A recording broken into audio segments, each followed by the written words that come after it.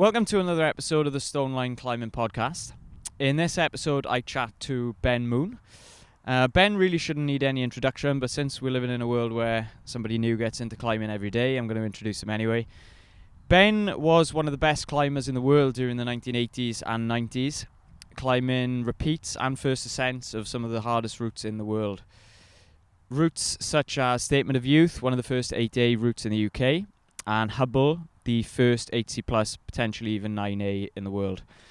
Ben was also an amazing boulderer and climbed famous first ascents such as Black Lung, Voyager Sit and Cypher in the UK. In this conversation we chat about Ben's approach to some of his hardest climbs, as well as his approach to travelling and just climbing in general. We also chat about how he keeps climbing sustainable for him at the age of 59 and how he's still finding enjoyment and success in his climbing. Ben also gives us the lowdown on the new Moonboard, which will be an amazing addition to the market and something that isn't really out there yet, so stay tuned for that. And if you enjoy the podcast, check out stonelineclimbing.com or our Instagram page for more. Hope you enjoy. Thanks, Ben. Cheers for agreeing to come and have a sit down. You're welcome.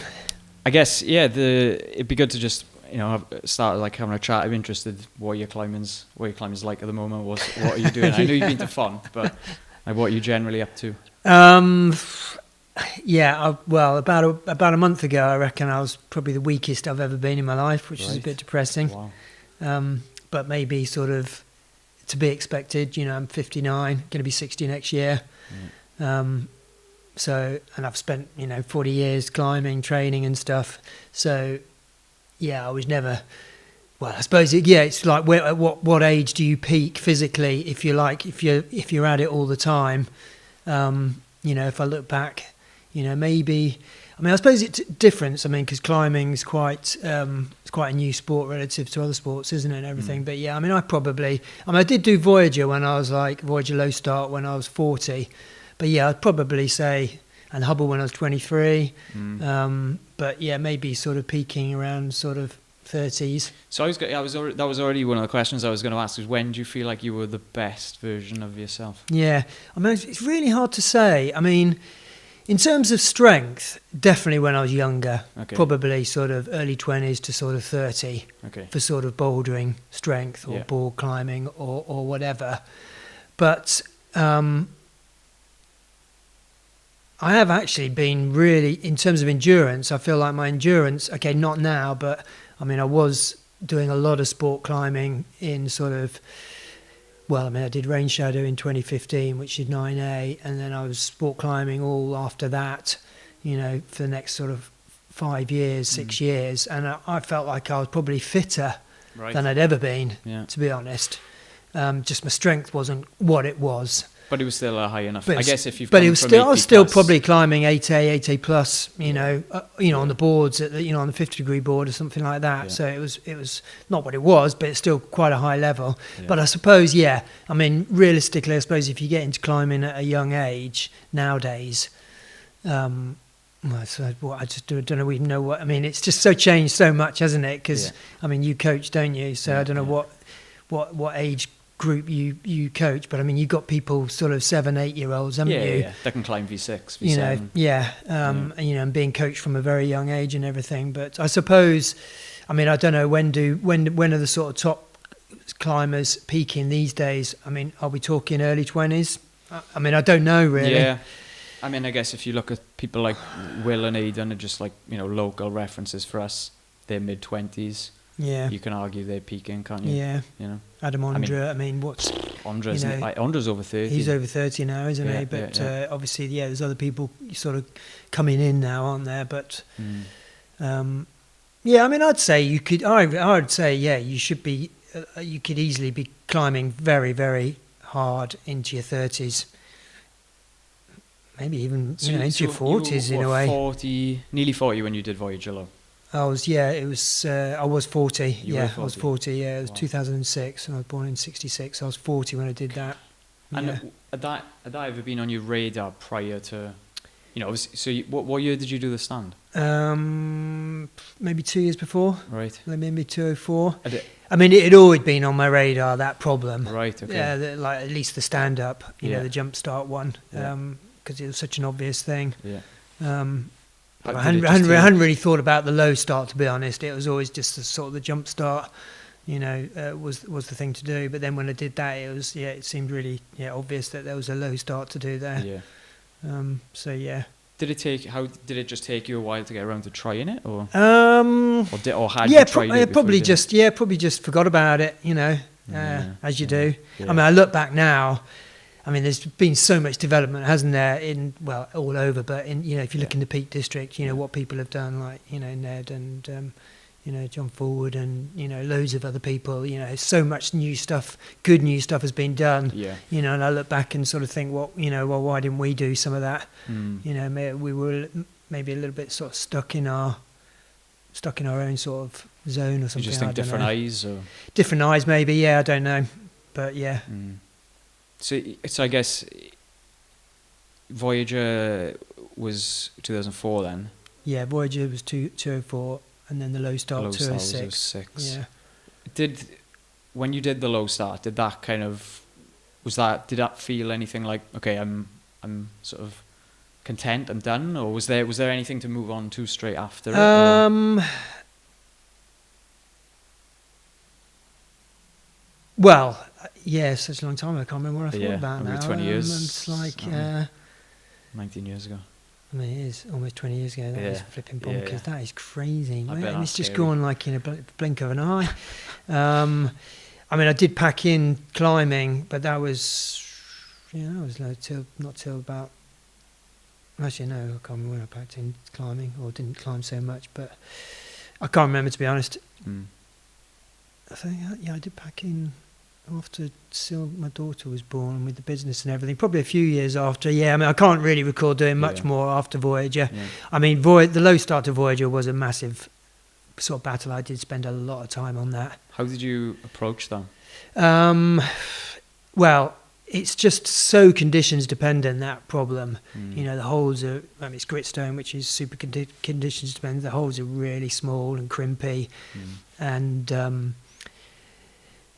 I suppose the stand-up, I think I gave it 8B. I don't know if it is still considered to be 8B. It's 8A plus, 8B, something like that. And then I think the low start, I probably thought was like probably an 8A into the 8B. So it's quite a long problem. I think I remember when I looked at the video of me doing it, it was about 45 seconds or a minute to climb it, which is quite a long time. So, definitely a bit of a sort of a link thing. I mean, the number of times I got into Voyager and then fell off.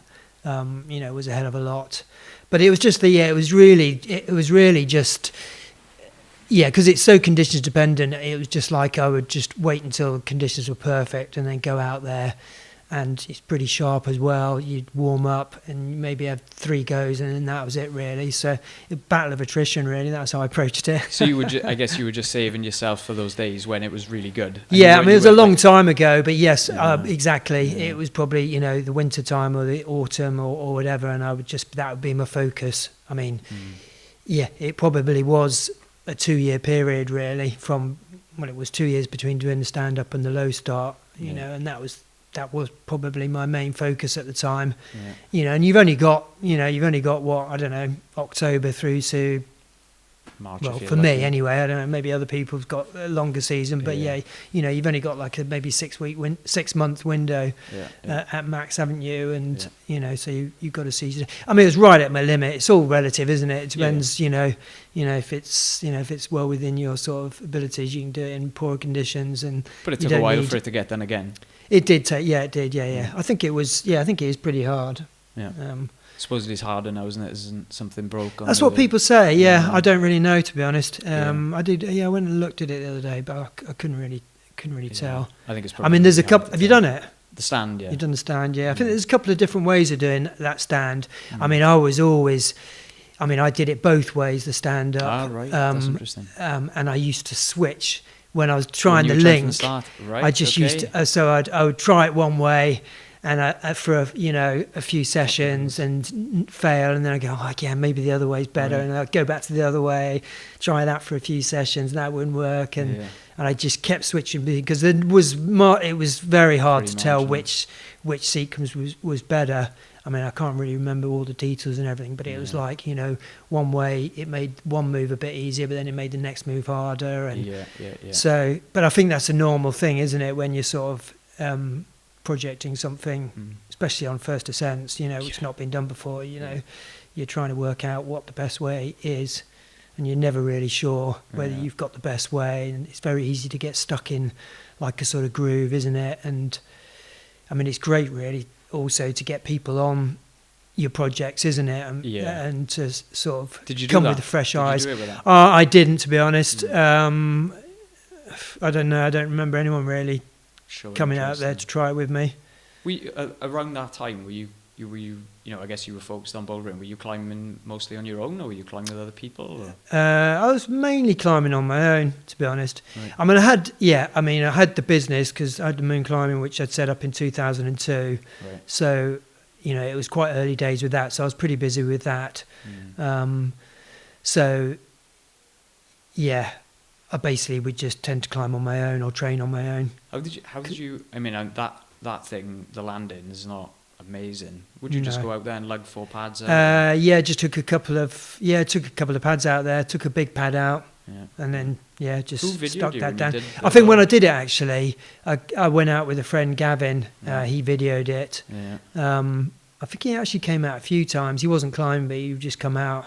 He just had a boy, which was like about a year old or something. He used to shove him in the crash pad and come out and stuff and sort of spot me and say, I mean, the landing's got worse now than it's just sloped away, isn't it? It's sloped away a bit and everything. I mean, it was always not a great landing, but I think it's cool though that we have the video of that because around 2006.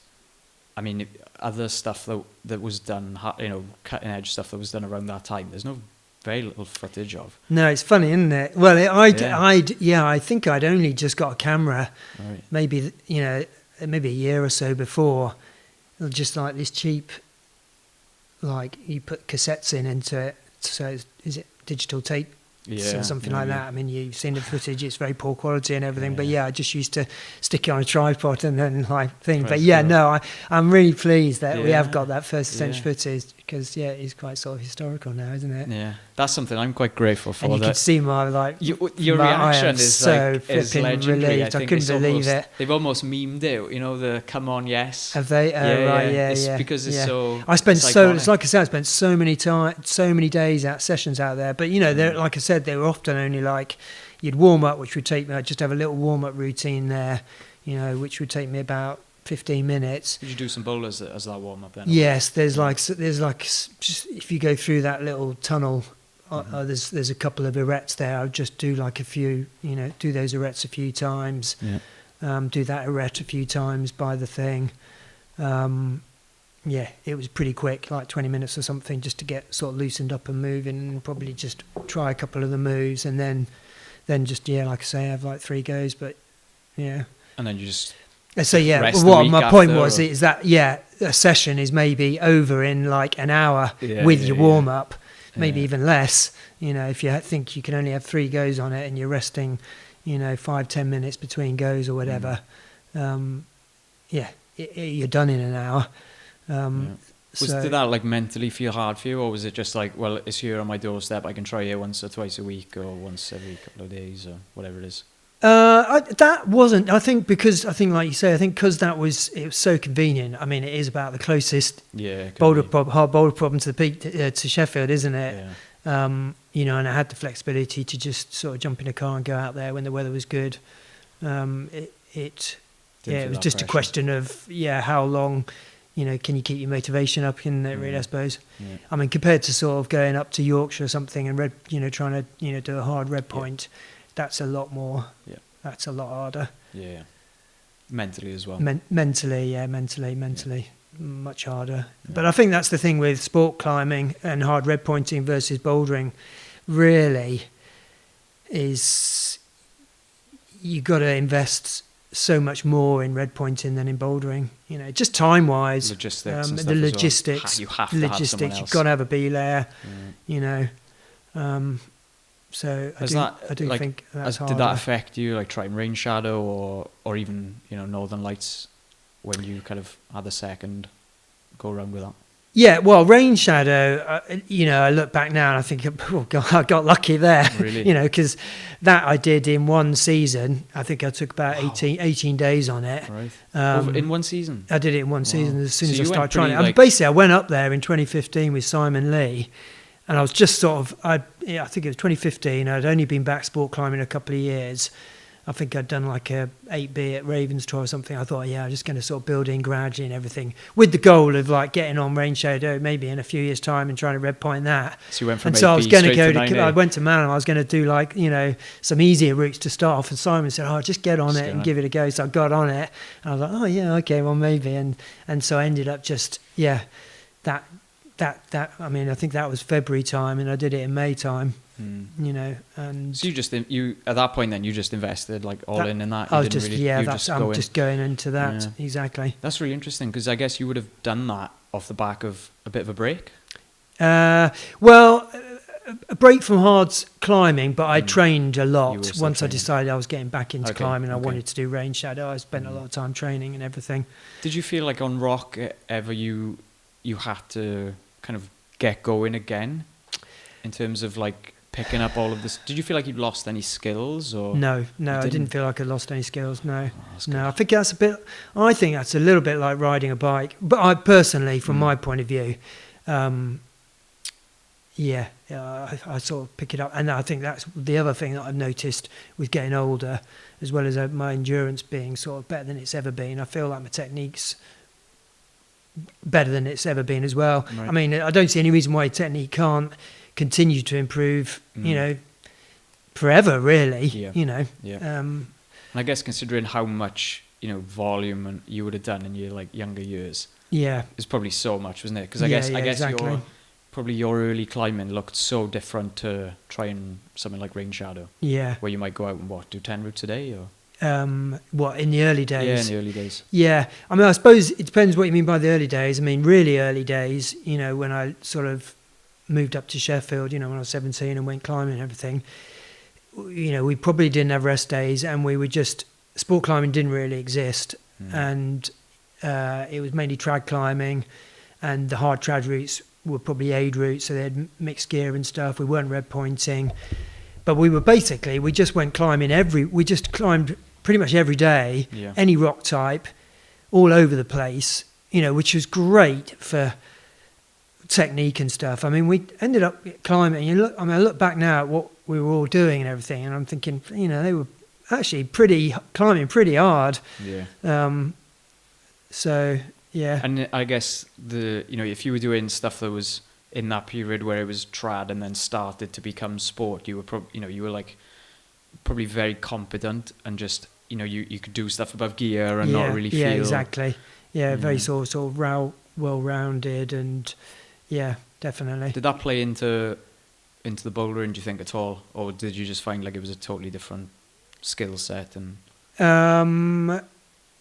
well, in what sense? Like I guess I'm curious how the transition from, you know, when sport climbing sort of really started to pick up, how you transitioned then into bouldering and how that came about, I guess. Well, I mean, I got into bouldering probably through people like Jerry, you know, who had sort of picked, who were bouldering, that, you know, they'd been out to America and, you know, met sort of Ron Kauk and John Backer and stuff and got into bouldering, and they were all using bouldering sort of as a, you know, way of training technique and strength and that kind of stuff. And that's how, you know, that's what we were using bouldering for, was to get better for sort of doing routes and stuff. Is that what you mean? Yeah. And when do you feel like it became its own thing? Because I suppose when did it become its own thing? That's a good point. You know, when did you feel like, okay, we're not just training anymore, we're going out to go bouldering? Bouldering, yeah. For me, it was probably around about end of the 90s, 2000, I'd say. So like around Stone Love kind of time when you guys went. I mean, basically, when was that? I think that was 2000-ish. Yeah, was it, probably Stone Love? probably even before then, to be honest. Right. I mean, I think I'd packed in sport climbing into the 90s Right. after sort of giving up on that Kilnsey project, really, and then I just went bouldering all the time. Yeah. Did it feel like not like a new lease on your climbing, but just feel like the next thing to? It was, I don't know. I think it was just. It was. I think it was nice just sort of focusing on just bouldering, really, and probably seeing it as an end in itself, as opposed to the sort of means to an end. I mean, half of me though looks back and maybe regrets a little bit that I packed in the sort of sport climb when I did. Right. But then maybe I wouldn't have come back to it. Back in the sort of 20. Why? Do you know what you did at the time? I don't know if I know. I think I don't know. I mean, I spent a lot of time trying to do that Kilnsey route, which Steve finally did, called Northern Lights, and so maybe got a little bit burnt out from trying that, and maybe the people I had been climbing with, or maybe I sort of drifted away from them, or they'd stopped sort of doing stuff. Maybe it was the people I was with and everything. I don't know really. Who was I actually asked a couple of people to give questions to ask you, and one of them was who was kind of like your favourite person or group to climb with. To climb with, people like Jerry, Mark Pretty, Sean Miles, Chris Plant, And this was what the 80s, 90s kind of crib? Probably late 80s, early 90s. Yeah. Did the sort of friendly rivalry with Jerry, did that, do you think, feed you more than? Yeah, definitely. I mean, I think, we had a very sort of intense rivalry and everything, but we were good friends and we climbed a lot. We climbed and trained a lot together, and I always tell people, I think, having a good training partner is really important, if you're climbing. Ideally someone who's a little bit better than you, so that you're always having to push yourself, but not too much, not too far ahead of you, otherwise it's just demoralising, isn't it? So I think we were both lucky to have each other to sort of drive each other on, really. Yeah, I guess. So when that sort of started, Jerry was a bit above you, and then you were chasing kind of thing. Yeah. Was there a point? I remember, Scotty Bear, when I did Statement of Youth, which was like 1984, which was the year me and Jerry had been on that road trip to France together. Jerry was much better than me at that point, and I did Statement of Youth, and Scotty Ben had said to Jerry, Ben's just done this really hard route, you're going to find it really hard, and he was just like, we'll see. And he did it in like a day. Wow. How long did it take you? With a few falls, and he had bad tides as well. It took me about 5 days, I think, at that time. But then I soon caught up with him though. Yeah, I was going to say, did the guard start to change? Yeah, I think, I mean, he got injured actually. He got that bad elbow injury, which was, I think, probably maybe 1985, which I think he was out for a couple of years really, which seems incredible. So, there was a bit of a gap then. And I think also, while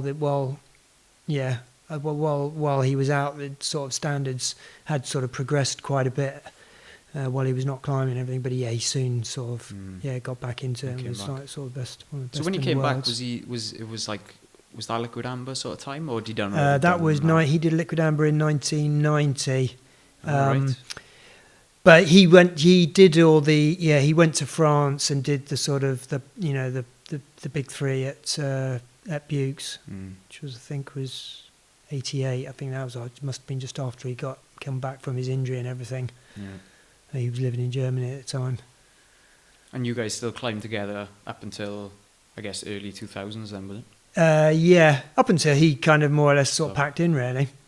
It was interesting because watching Stone Love, you almost kind of see a bit of the change of the guard. You see Malk and you guys and the dynamic between you all. Was it interesting seeing? Yeah, it was. I mean, it was a funny trip that, because I was coming back from, I'd separated my shoulder in America in November, and I think Stone Love was April. So I was 6 months out of a really bad shoulder separation. It was really a bit too early to be there. And Jerry was, Yeah, I don't know what sort of state of mind he was in, but yeah, you could definitely see. And obviously, Mout was really strong. We knew Mout was really strong and everything, but I think Jerry did find that trip hard, and he did get a bit demoralised. And as you say, it probably was the sort of changing of the guard. How have you managed to kind of,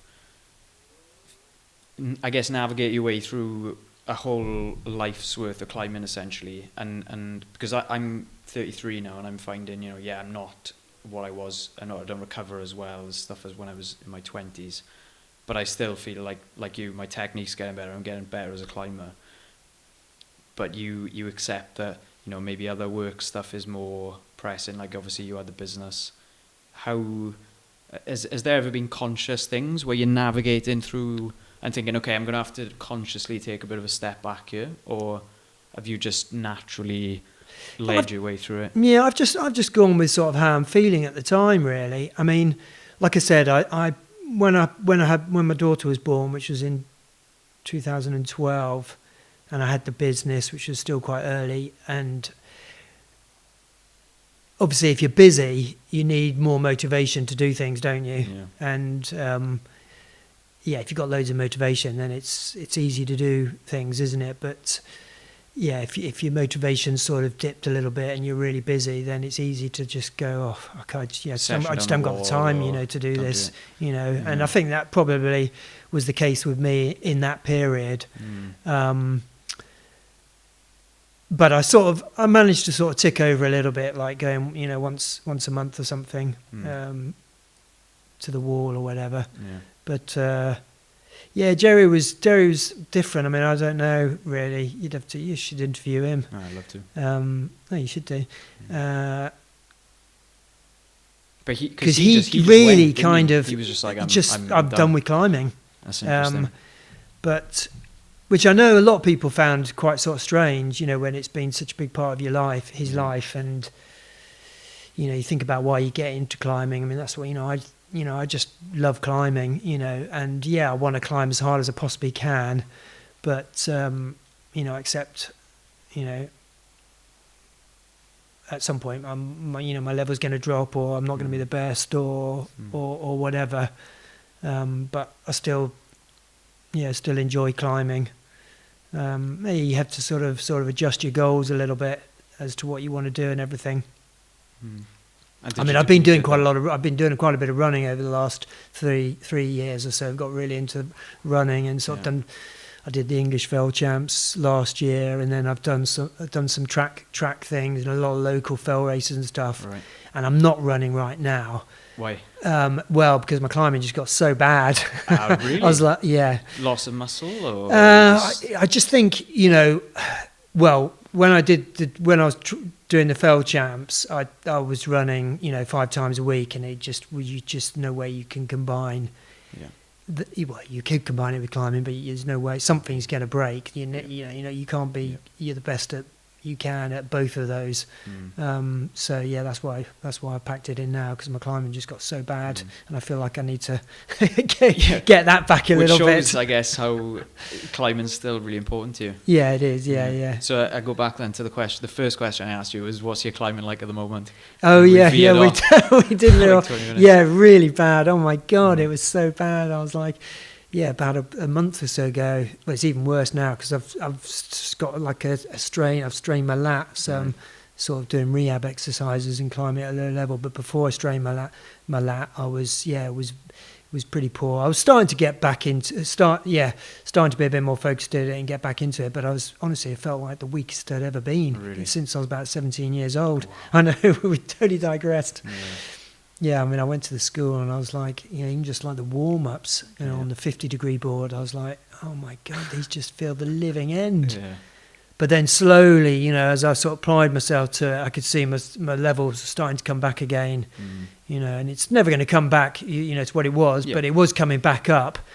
Yeah. I don't know what I could get to, what level I could get back to. What interests you? Say again. What interests you now? Like really now it's I've been doing a lot of trad climbing, so I'm really into the sort of trad climbing in the UK, really enjoying that. But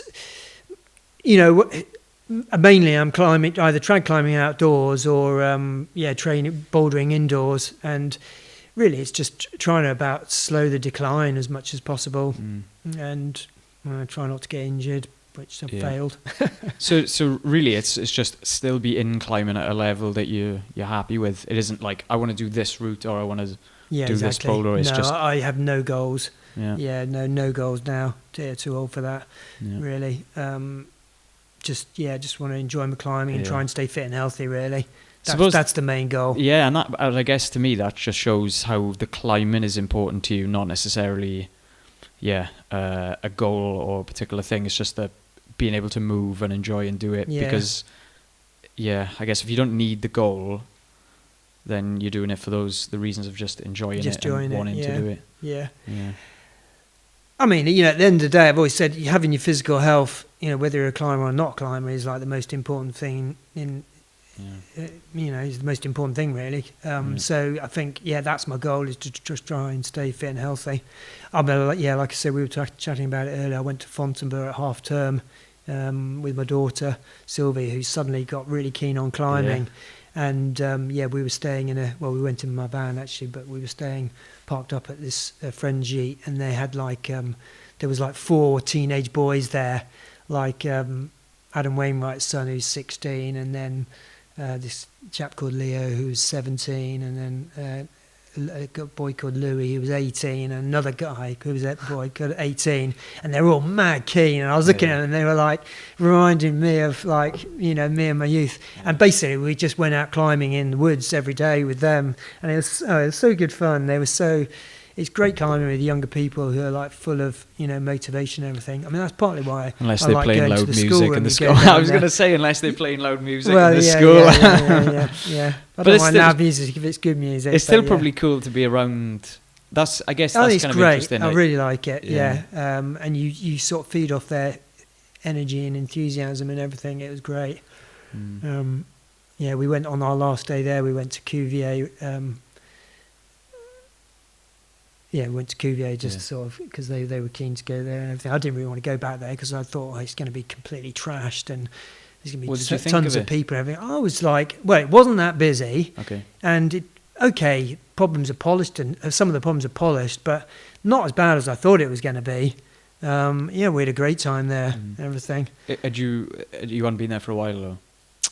No, I mean not Cuvier. Not for donkey's years. Not for donkey's years. Yeah, but it was quite funny. Yeah, we warmed up sort of around Mary Rose area, which is that famous 6. Was it 6A, first 6? What grade is it? World's first 6A, I think. World's first 6A, yeah. And they'd all done it, and then I sort of walked up to it. And I was like, oh, and they all came and just sat on the boulder right behind me, waiting for me to fall off. Yeah. Andra fell off. And that's what I didn't realise that, but they told me that. Yeah, so easily done. Oh my god! But I couldn't do the Joker though, which is the one on the backside. Flipping! I used to do that all the time, first try. But it was good fun. What was it like going there? When did you first go to Font? 1983. Oh wow! Yeah, with this girl Zoe Brown, Joe Brown's daughter. Right. Yeah, we got the bus down to London, bus across to Paris. Train to Fontainebleau, hitched up to Cuvier, camped at Cuvier in the woods. No one there. Wouldn't fancy camping in those days. Woods, no, well, you wouldn't now, would you? But back then, there was no one there. What's the 7B, the roof at Cuvier, just near the main area? Is it the Biceps or something? Oh, Biceps Mur. Biceps Mur. Yeah, the 7B. We just slept under that roof for a week. Left our gear on the ground and everything. That's mad. I know. Yeah. Yeah, it's crazy. And then you kept going back there through 80s, 90s? Most years we used to go there for short trips and stuff. Yeah. Best place you've bouldered? I think it's the best place I've ever bouldered, yeah. And why do you think? Rock volume and rock, basically. It's like there's so much there. The rock's amazing. Yeah, I mean, there's other places that probably has as good a bouldering, but I don't know. I just think it's perfect, really. So, yeah, super. I guess there's not that much else like it, is there really, in terms of No. the type of holes, the type of rock, like you said, the volume of it. I mean, you could go there for Oh, your lifetime to work there. Yeah, lifetime. Yeah, and still not run out of stuff to do. Yeah. Which I don't think you can say that in Where else could you? anywhere else. Almost I mean, really. maybe there are, but they've not found them. But Yeah. I mean, I've never been to my friend Wills and Lisa Rands. They live out in Chattanooga. You know, like horse pens. I don't know. Well, you know, you've not been to America, but Wills and Lisa have travelled a lot all over the world. You know, so he's very experienced. But he says that's really good there. But the weather's a bit iffy. Yeah, but, that does sound good there. I think I was chatting to Tom about it yesterday, and he was saying that maybe Dave had said that it was the best place that he'd been in the States, but I guess to go. Who said that? Dave Mason. I think right, said okay. that it was his favourite place in the States. I might be wrong. Yeah. Dave can correct me. No, it's supposed to be really good. But I guess the weather is. No, yeah. Like, do you want to go all that way for and get shit weather? Get weather when you can get that in Font. Yeah. Pretty easily, can't you? Yeah.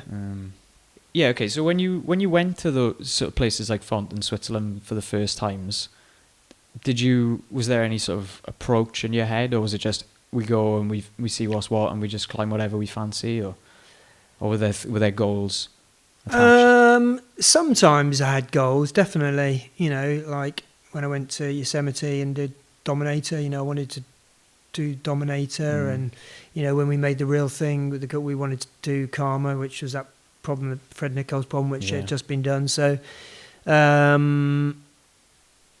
sometimes there were specific goals, other times it's just to go exploring, you know, and go climbing and see what happens, really. Yeah, because I guess you mixed you know, repeating stuff with developing stuff, putting up new stuff. Yeah, almost in most places you went. I probably have done quite a bit of new stuff abroad. Yeah. Did that just feel like sort of filling in gaps at times, or was it just sometimes being pointed to stuff, definitely, and then other times seeing stuff and thinking, oh, well, that looks good, that's not been done, let's have a go at that, or whatever. So yeah, a bit of both, really. What do you think was the most memorable thing you did abroad? Bouldering. Boulder, yeah. I mean, Black Lung, Eclipse. Yeah, Black Lungs. Yeah, but those are both really good problems. Yeah. And Black Lung was sort of quite special, but just because of the conditions, you know, we were only there, we only had one day there. And yeah, it was, you know, they'd been talking about it as this problem that everyone had been trying and not doing and stuff. And yeah, I was getting really close to it, and then it would start snowing, and you had to stop, and then it stopped snowing, and you could try it again. But yeah, so that was quite special, getting that one done. And you did a few things in Waco, didn't you? Was it Diaphanous? I flashed that. It's not mine. That's Fred's. That. Yeah. Did you do any? Didn't do any. No, didn't do anything new there. Didn't have a great time at Waco in terms of doing hard stuff. Had a good trip, climbed a lot and everything, and yeah, flashed Diaphanous Seas, which I was pretty pleased about. But I remember having a session on. What's the famous one? There's a video Scarface. Of you trying... Slashface. Slashface. Yeah. Slashface, which seemed really hard. Right. Just, was not getting that first move at all. Did I do Martini Roof? I can't remember. I think I did. I think there's a video of you with Sharma on the Gwal as well. Oh, yes, that's right. Yeah, we briefly tried that. He tried to flash it, which was really impressive, actually. Yeah. I gave him all the beta that I knew. Yeah. But it's really sharp, that. Is it just sharp? Really sharp. Small oh my God, it's razor blade sharp, yeah. And the other one was Terre d'Acien. I think you were trying it with Dave Graham in one of the dosages, I think. Which one? I think it's Is that to the left of Diaphanous Sea? Yeah. Yes, that's another really hard one. Yeah. I wasn't, it was too hard for me, that. But it was fun watching Dave try it. Yeah, I bet. Yeah. Again, really sharp as well. Yeah. Would you make a climb in with Dave? Well, he's quite a character. No, I like Dave a lot, but he's hyper, isn't he? Yeah. It's a lot of energy. It's like very. We stayed with him on that trip. Me and Ben Pritch, we were in the same house as him. All right. But yeah, no, he's a good guy. I mean, he's great. I mean, it's incredible what he's done. If you look, or like he's having his best years now. Yeah. Is he? I know. People sort of say, "Oh, he's a professional climber," and of course he'll still be at a really high level, but a lot of professional climbers don't kind of excel to the level. I mean, he's climbed 8C pluses and 8Cs galore in like the last 2 years. Really? Yeah. Yeah, no, he's really impressive. How old is he now? I think he must be 40. Oh, he's at least 40. Yeah, sure. I think he was 9. I first met him in Salt Lake City. Right. Yeah, I think he was 19, maybe. That was probably around about 2000 or something. Yeah. But yeah, and it's like it's not only sport climbing, bouldering, and all the new stuff he's done, and it's so much new stuff, isn't it? Yeah. I mean, like Fred as well. Fred's as well. Have made incredible. an impact all over the world in all these different places. Was stuff, the things that Fred did, were they sort of lures out there for you, like, oh, Fred's done this new, obviously Karma, something like Karma was it ever like that with things in Switzerland or other places? Not really, no. But no, not really. Yeah. You didn't know that much about what he was doing, or was it? I mean, a little bit. I'm not sure. I don't feel like it was, but you look at what he's done. I mean, he just hardest sort of problems all over the place, wasn't it? Really, in all different countries. It's amazing. Were you ever tempted to, go places like Rocklands, or was it just a bit late? I haven't really. I don't know why I didn't. I mean, I do look back sometimes and think, why didn't I? I feel like when I talk to people now, everyone's like travelling off all over the place. I feel like I've not really travelled that much, to be honest. I'm sure you did your fair share. Compared to, honestly, I don't think so. Wow. Not compared to like a lot of people. Do you think we just have it easier now in terms of? I don't know. I don't know what it is. Yeah. I don't know.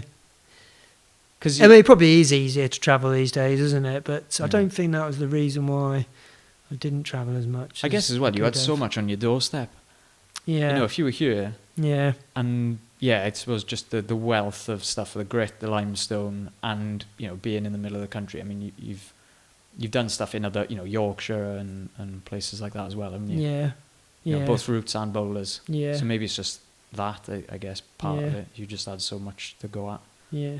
Also, I mean, I suppose I'm talking sort of pre my business time. I mean, because Moon's now been going almost quarter of a century, which is pretty flipping crazy. Yeah. If you think I started that in 2002. So, that's been a lot of work, a big commitment, and, that's, it's going to sort of hold you back in terms of your freedom and everything. But I don't imagine you regret that. No, not at all. No. Has that been really? Some, growing a business, has that been a really good experience for you? Yeah, it has generally. Yeah. I've really enjoyed it, and I feel really lucky, to have sort of managed to make a success of it and everything. Yeah. In climbing as well, I guess. In climbing as well. When, you started. It was probably pretty hard to. Yeah. No, I'm really lucky, really fortunate. Did you envisage it kind of turning into what it has and being able to? Not really, no. I mean, the only reason I started it was because I thought, well, I'm not going to be able to be a sort of sponsored climber forever because I'm going to get old. So I thought I needed to set something up to make a living. That was my reason really. But I've really enjoyed it. I like learning new things. Or maybe not anymore. I'm back. Get too old to learn new things now. Yeah. Makes too me much panic. Sitting at a computer or spreadsheets. Or does that stuff? Do you have to do much of that stuff? Or do you just I do. Yeah, I look at spreadsheets. Probably not every day now, but there was a period when I was looking at spreadsheets every day. Yeah, definitely. I mean, they're amazing spreadsheets, aren't they? I mean, I was again all sort of. Not pretty. I failed my maths O level. And I'm all self-taught with the business and with spreadsheets and everything. But I remember, do you use spreadsheets much? I'm not great at them, no. to be honest. God, but I just remember for years, like, working with spreadsheets and not knowing about filters and stuff at the top of columns and stuff, and then suddenly seeing my accountant here one day set up a filter, and I was like, oh my God, you can filter. Changes the game. Yeah. And that's just like basic spreadsheet stuff, isn't it? Yeah.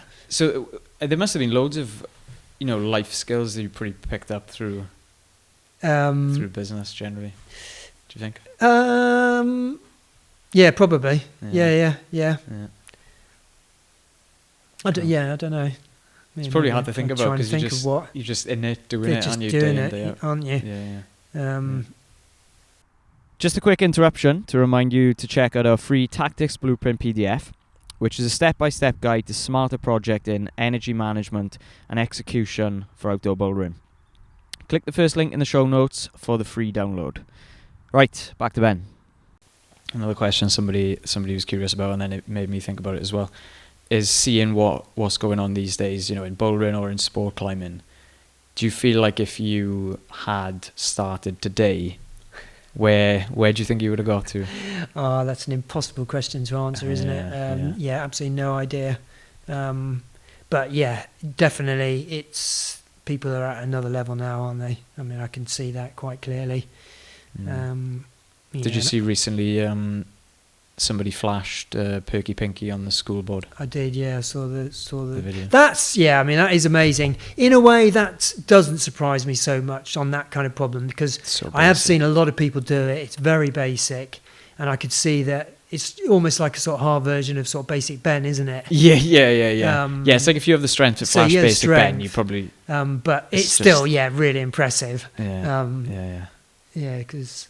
I mean, I never managed to do that problem anyway, but it was, I mean, I've seen loads of impressive stuff down the school. Yeah, I bet. No, I also watched that video of Janja at doing Dreamtime the other day. I don't know if you saw that. Fucking hell. She just pathed it. It was just ridiculous. I saw her try it, so I was there last... I don't know what grade that is now. Is it I think it's still 8C. Is it still 8C? I hope so. 8B plus 8C. I was there last year in December, and she came to try it. Have you done it? Yeah, I did it there. I did it the day I did it. She was there with her coach, okay.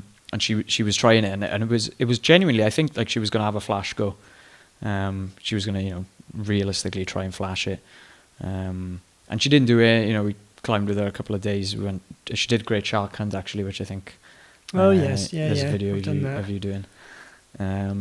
But yes, it seems like this year when she went back, she did that straight away, and then did like two other, she did Le Preux and Dagger in the same day. Yeah, which is pretty crazy. Did she try Dreamtime much with you then? She tried it the day I did it, and I think she tried it maybe one other day. I think she might have tried it, but I might be wrong. I think she struggled with the cold. Right. Weirdly, the day that I did it was the warmest day of that trip that I tried it. But she was, I think, struggling finding it too cold. So maybe she operates a bit better when it's warm. But yeah, the level that she's at is pretty insane, isn't it? Yeah. And I think now we're seeing how she can translate to rock. Yeah. Because a year ago, I was like, okay, I'm watching the best female climber in the world there has ever been, but I didn't feel like I was watching anything insane. I didn't feel like this was like another level. I'd imagine if I turned up to a comp or watched on comp blocks, it'd be a totally different thing. But clearly this year, being able to do that in a session then, and do the other two things as well, and the stuff she's done since, and obviously she's trying 9A boulders as well. Yeah. So is she? She's tried Burden, and I think she tried Alphane as well. Right. So it's clearly that'd be interesting on her radar. Yeah. No, I did watch a YouTube film yesterday. The power climbing podcast. Chap, I can't remember what his name is, but he was discussing.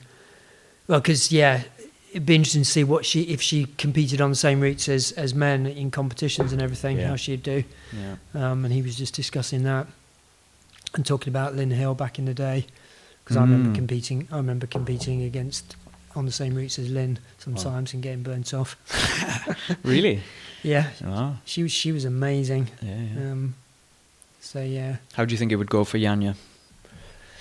I don't know. I mean, she seemed to think she might have a good chance on the routes. I just don't know. Yeah. I'm just not experienced enough, to sort of know what all their levels are like and everything. I mean, you've seen some of the best climbers of today now climb, like the Ondras and Megoses and those guys.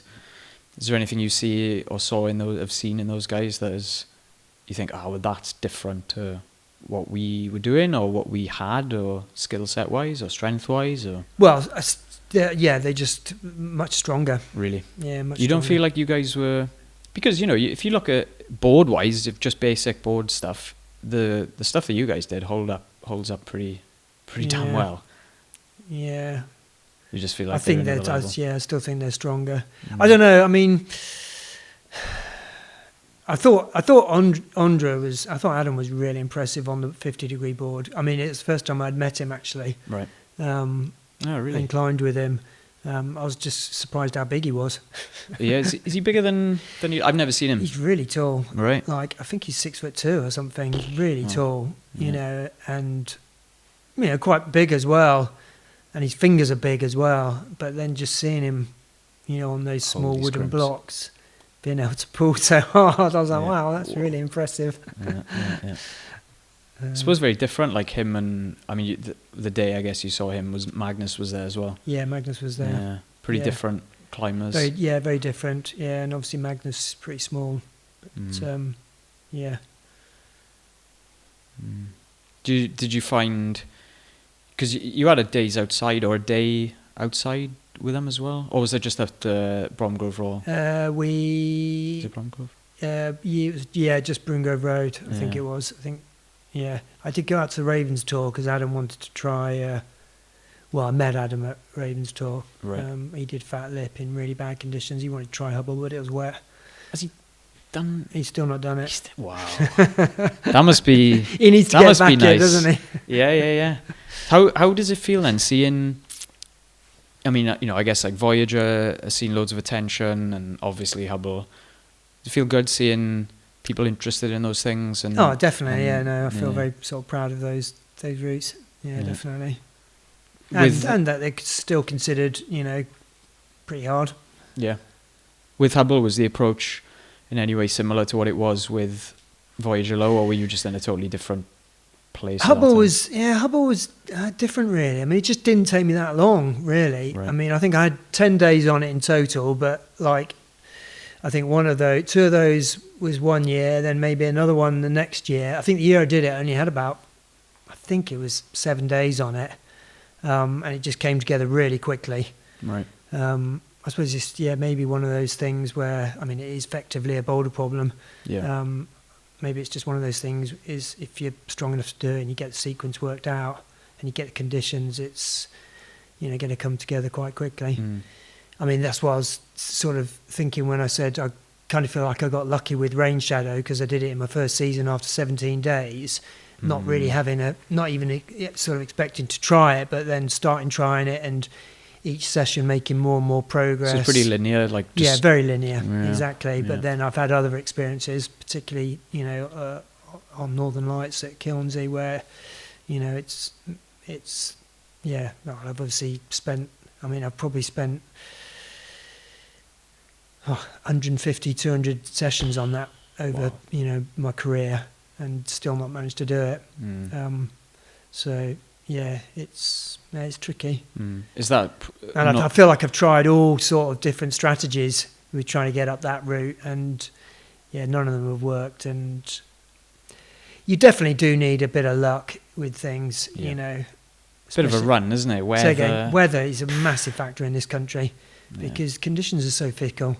And some crags have even more fickle conditions than other. Like Kilnsey's more fickle than Malham, even though they're only few miles apart.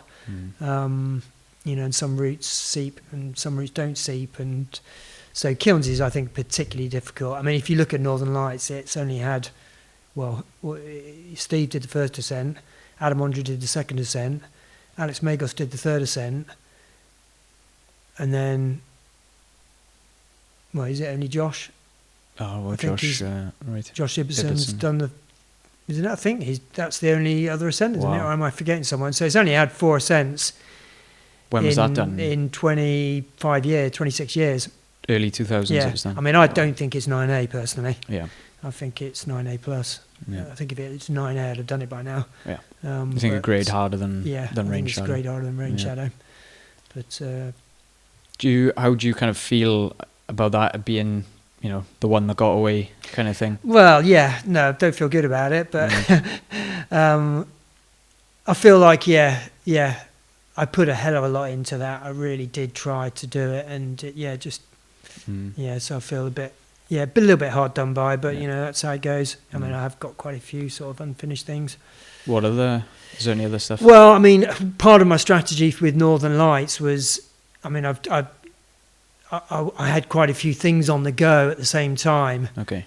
At sort of different grades, from sort of 8C up to sort of Northern Lights, 9A, 9A plus, and I thought I'd get them all sort of, because I think with red pointing, I've always thought that a lot of it's down to confidence. If you're feeling confident, then you're going to do it, and if you can get yourself on a roll, then your chances of being successful are much more likely. So I thought, I'll get a few routes on the go, and then I'll start red pointing them and clipping some belays, and it'll all sort of help. But it didn't really turn out. I mean, I had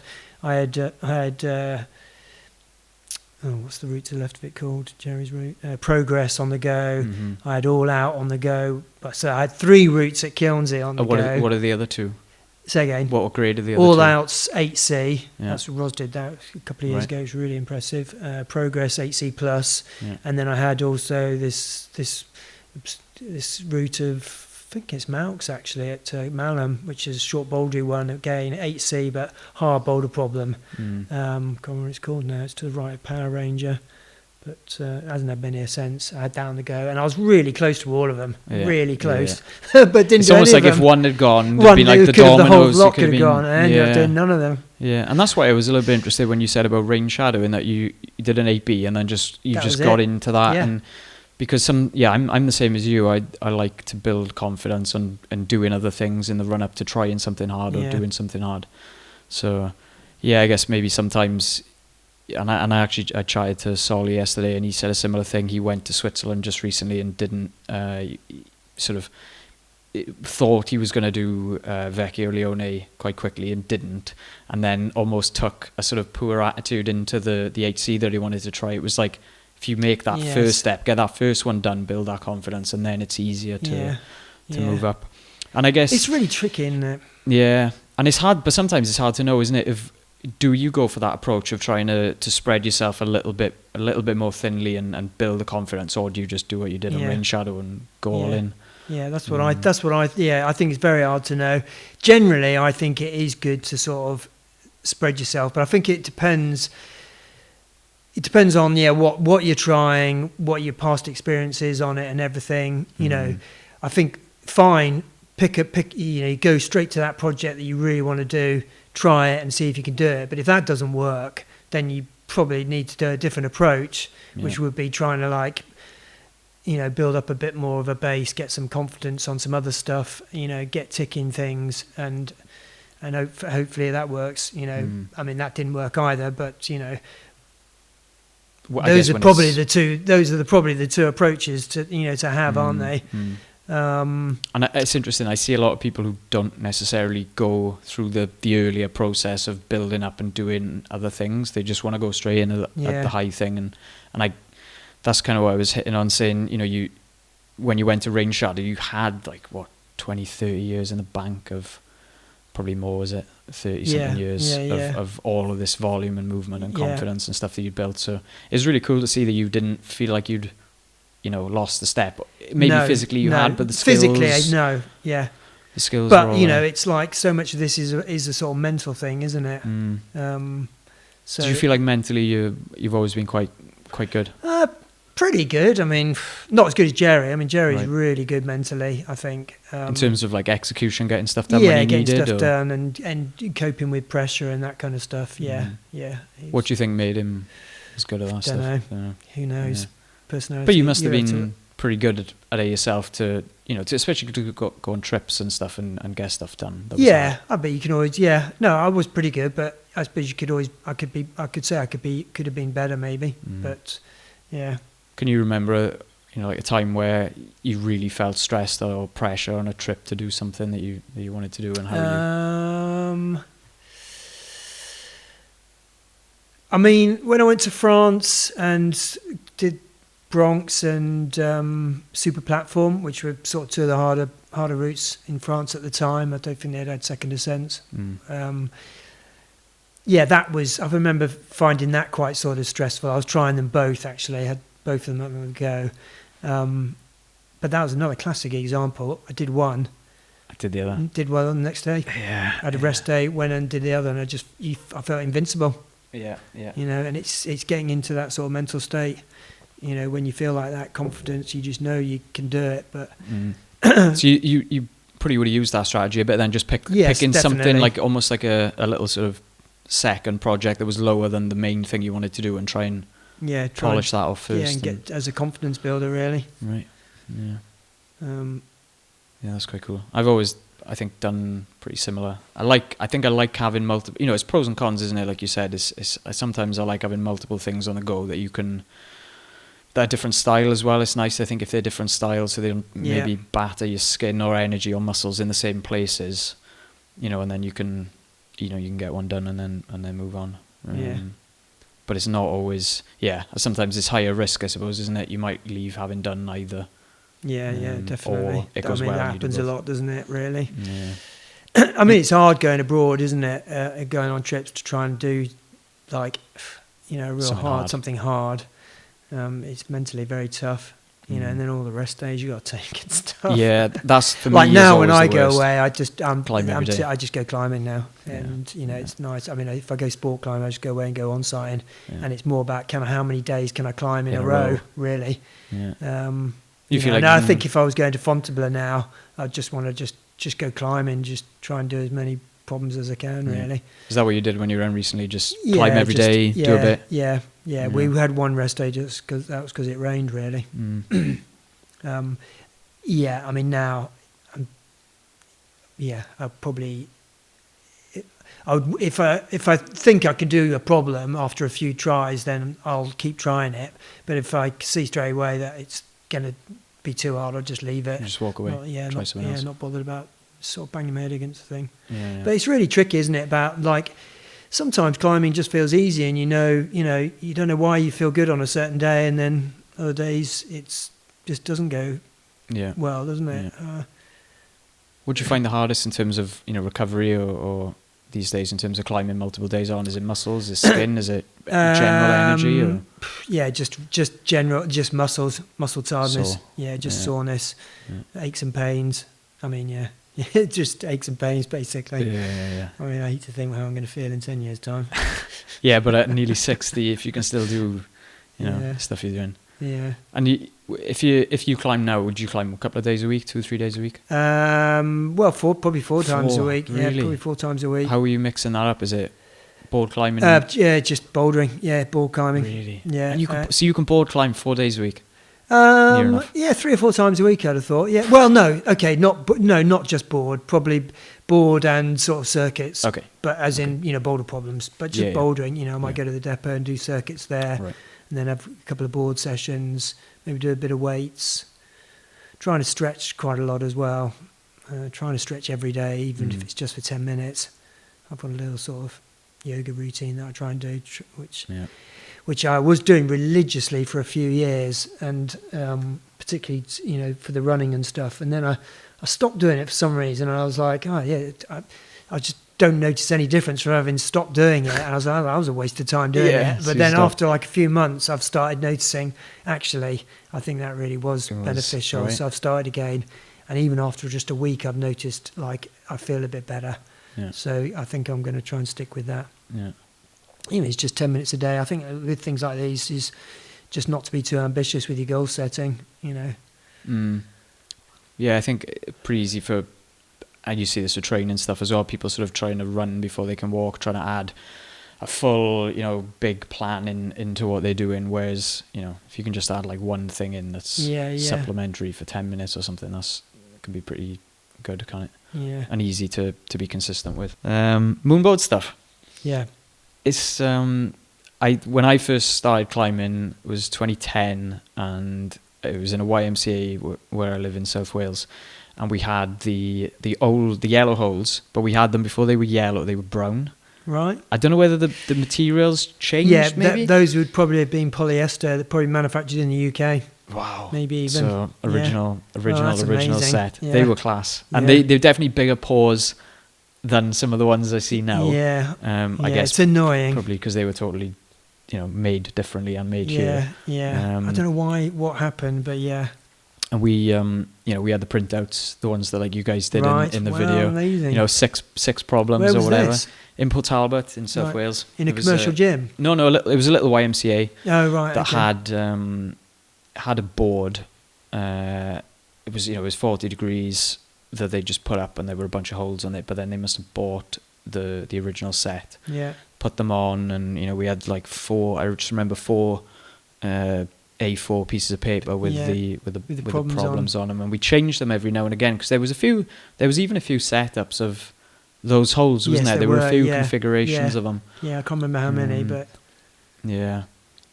Because I remember, I watched that video that you guys did recently, and I remember the boulders, I remember the 6Cs. I'm thinking like, shit, this is hard for, I was probably a 6C climber, so yeah. it made sense. But I remember thinking, my God, these are like brutal, because every hole is like Yeah. small. Yeah. When that started. When was that? That was 2010.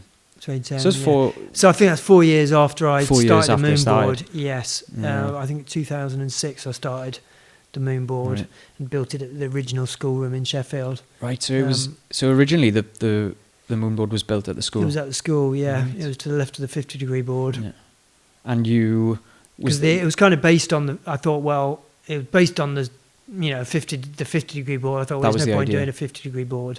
So I'll do like a different angle, Yeah. because we've got two boards. Don't want two Yeah. boards at the same angle there. Yeah. But That was so, probably yeah. quite fortuitous, wasn't it? In that a 50. It was a good job I didn't go 60, probably. I was going to say, yeah, like a 50 or a 60-degree commercial board probably wouldn't go down as well, Yeah. would it? A lot of people say I say a lot of people. Sam Fry's always saying Do a 50.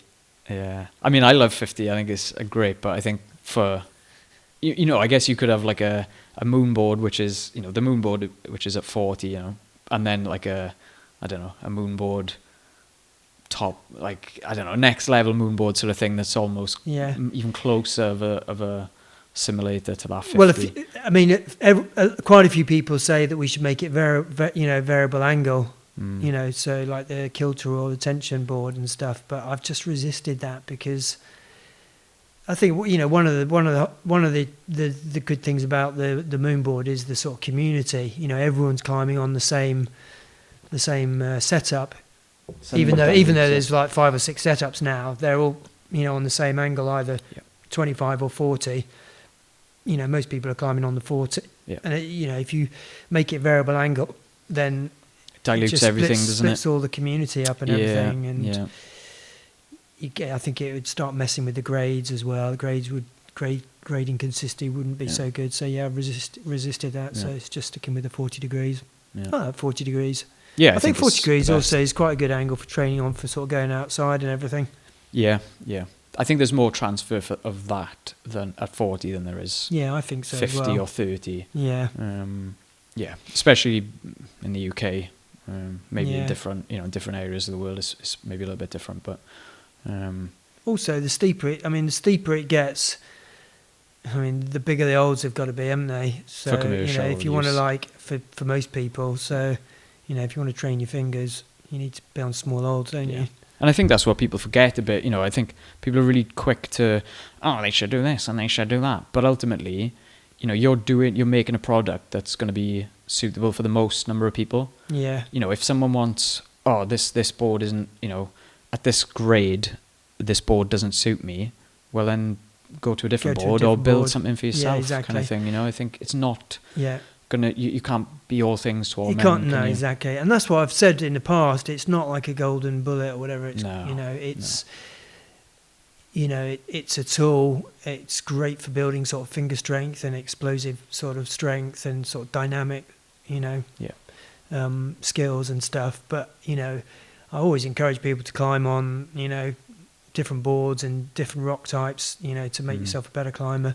It's funny at the schoolroom, because we've got 2 40-degree moonboards, we've got the 50-degree moonboard, and we've got the Spraywall, and they're all, Oh yeah, they're all kind of boards, but they're all very different, aren't they? Yeah, for sure. Like that spray climb's totally different. Oh my God, it really does, doesn't it? Yeah. Which, like you said, is, I think, good. Which is great. Probably even when when you were training back in the 90s or whatever, when the original school was built, were you using, because there was that board, the 50, wasn't there a 30? There was a 30. Which you did originally have in the... Yeah, we did in school. I wish I hadn't taken that out. You still got it? No. Oh, God damn devastating. it. What happened to it? I think it got chopped up. Oh, no. Because, I was saying to somebody the other day about how... I don't know whether you had the sense of mind to keep the 50 as it was. And maybe you didn't realise at the time that it would turn out to be what it is now. Well, I won't take credit for that, actually. Okay. It was when the school closed down. I can't remember. I actually wasn't training at the school at that point. I can't remember why, whether I'd maybe moved to America or something. But yeah, someone had the thought, oh, let's put this into storage because we might find somewhere else to put it up later. Yeah. So that was good. That happened. Yeah. That's turned out quite nicely. That has, yeah. Because, that board now has turned into a piece of history. 33 really, years old it is. It's incredible. It's really. the same age as me, that board then. That's is it? mad. Yeah, there you go. 93? Yeah. 92. 92, yeah. Okay, yeah. Oh, Crazy. yeah. Yeah, sorry, I'm thinking, it's 93. Yeah. Wow. Yeah, it is a piece of climbing history. Yeah. Which is cool because, we don't have, I see holes every now and again from a really early period and they become little, I've become a bit of a collector. Yeah. I've found a bunch of some of the holes on the school board knocking around in different places, like the set, the black hole set. Yeah. They pop up quite a bit. I've seen those online. Couple of the holes on Perky. Not Perky. They're really nice, those black holes, aren't they? Those black holes are lovely. Yeah. Ben-shaped those. A few of the ones on Snot have appeared up in places. But yeah, I think, it's cool that people have come from all over the world to go and climb on that board. Yeah. Has there ever been anyone come to you and said, could we 3D print this board or some kind of mad idea? No one has. I have thought about that, but no. It'll come. It'd probably. be getting. You could do it. It's getting. The scanning technology these days is amazing. We've scanned stuff. Some of the new shaping we did, we ended up scanning the shapes and then getting them manufactured in wood. Right. It'd be recreating the sort of texture of the holes, wouldn't it? It's the tricky bit, I think. That would be really next level, wouldn't it? If you could, because some of those holes, for people who don't know, are a bit of banister and you could get splinters off a couple of those. But then others are super slick. Yeah. Some have been cut along the grain, some haven't. Yeah. Obviously, there's resin that's worn. Yeah. It'd be really hard to. Yeah. I'm sure you could get to close enough to a level that people would. Yeah, it'd be an interesting experiment, wouldn't it? I do think about doing it. Maybe one day. Yeah, it'd be a nice little R&D project, wouldn't it? Yeah, exactly. Someone will probably come to you. Hopefully, someone will come to you and say, "Right, let's do it." And you can have it.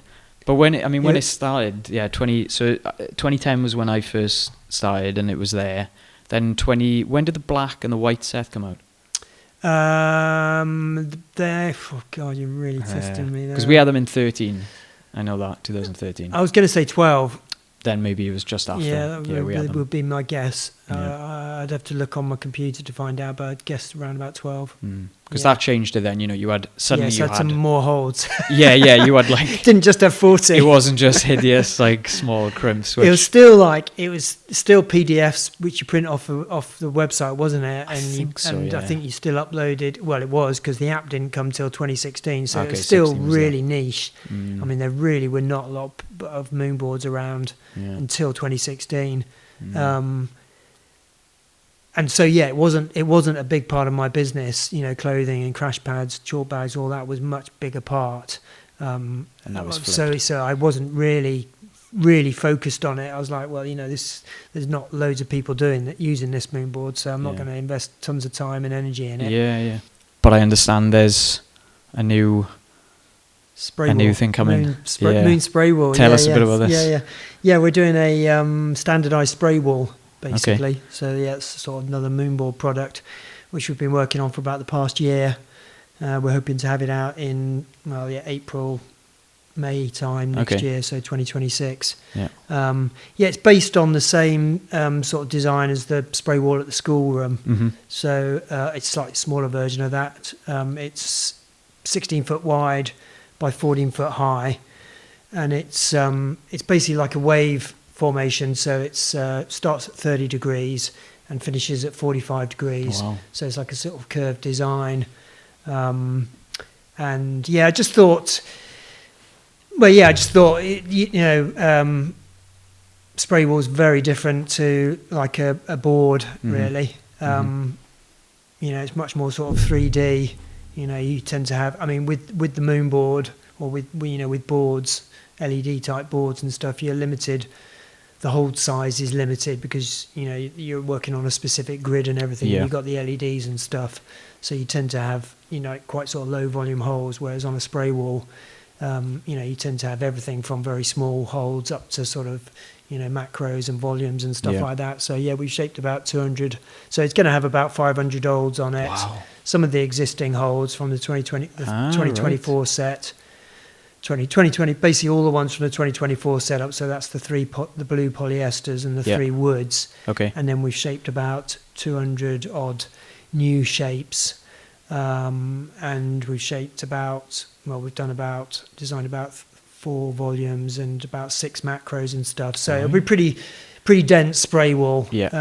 So it won't be like a grid system. Well, it is in a grid system, but yes, because the holds size varies from tiny little sort of footholds up to massive macros, it'll look much more sort of, it won't look like a grid. Yeah. So yeah, I think the setting is going to be quite tricky. But we've got good setters, down at the schoolroom and stuff. So I think we can do a good job. Who's going to be putting that together? Probably Dave, Sam, Rob Napier. And Rob's made the holds. Yeah, Rob's shaped the holds. Yeah. And you said you've done a few. I did a little bit of shaping myself. Yeah. So it'd be interesting to see when it goes up on the wall if we can spot the ones that you've I made. did. Yeah. Made in my image. Yeah. I reckon you might be able to actually. I've probably.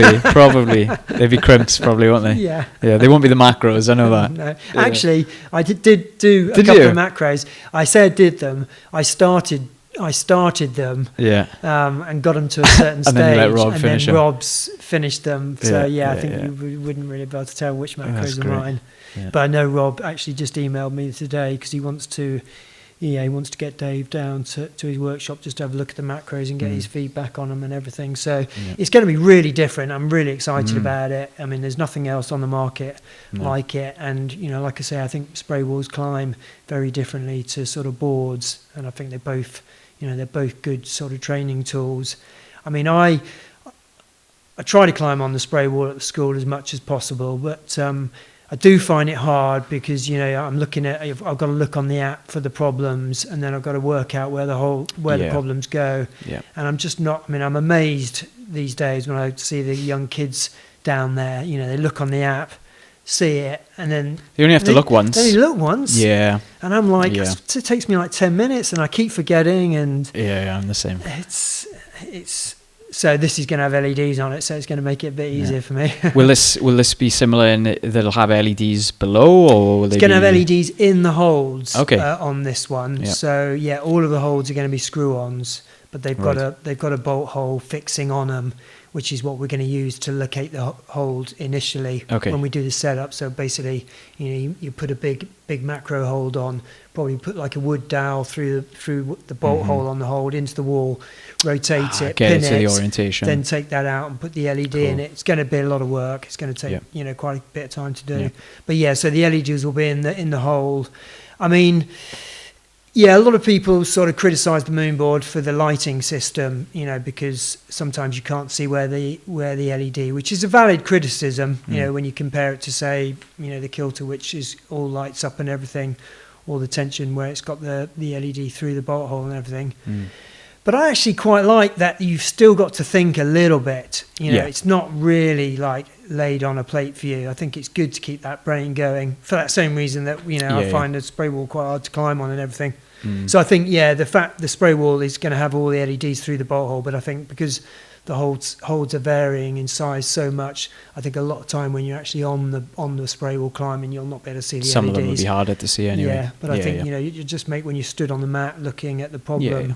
Make it a bit easier. So looking forward to that. Yeah, that'll be pretty cool. And so April, May. Yeah, April, May time, hopefully. Yeah. Okay, cool.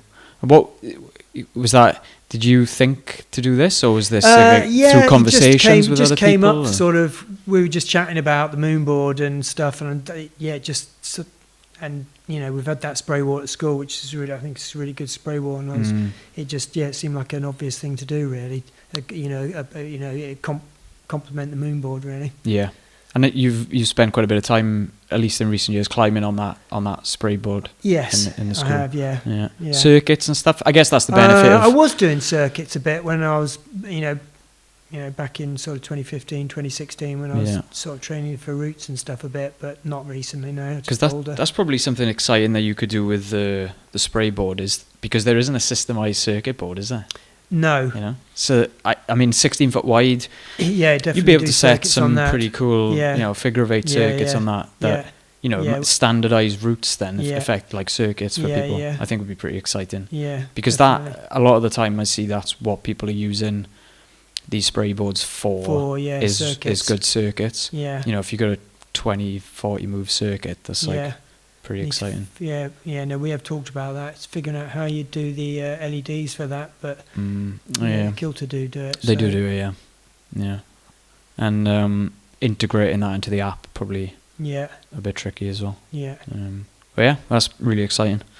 I've got a couple more questions. One was cars. Someone asked. Cars. Someone asked about what happened to the black E30 M3 you had back in the day. Do you remember? Yeah, that got stolen. At least you didn't crash it. No, it got stolen. I was over in Liverpool getting a new passport and left it in a multi-story car park and came back and it was gone. Whoa! Insurance payout and they did pay out, yeah. But it's a shame that. Yeah, it was a nice car. They're worth a bit now. They probably are, yeah. Collectors. Okay, so it's a this or that. So, sport or bouldering? Sport. Grit or limestone? Grit. 50-degree board or splat or spray? 50. Cypher or Voyager? Ooh, God. It's hard, isn't it? That's a tough one. Oh my God. Oh, that's really... I can't... Cypher, maybe. Ooh, interesting. I wanted to say Voyager because it's the harder route, but Cypher's classic. Okay. Statement or Hubble? Statement. High balls or low balls? Low balls. Keep your knees intact. Yeah. History or rock quality? History. Aesthetics or movement? Aesthetics. Commercial gym or homeboard? I think commercial gyms are so good these days. Pretty good. New school room or old school room? New school. Yeah. Wood or resin? Oh, God. Wood. Fingerboard or campus board? Campus board. Ondra or Megos? No comment. Pass. Moonboard 2016 or 2024? 2024. 5k PB or Font 8A? Well, hang on, what's that mean? Or you could have a 5k PB or you can have a Font 8A. Now, at this age, Font 8A. Action Direct or Northern Lights? Northern Lights. Yeah. Porsche or Beamer? Porsche. Manual or automatic? Well, I've got manual, but I have to say automatic. Okay, there we go. We'll end on that one. Cheers, Ben. Thanks very much. Cheers. Thanks very much. You're welcome. Cheers. Thanks for listening to this chat with Ben. If you enjoyed the podcast, check out stonelineclimbing.com for more, as well as our weekly blog and our flagship online course, Master in Stone, designed to level up your bouldering. Thanks for listening.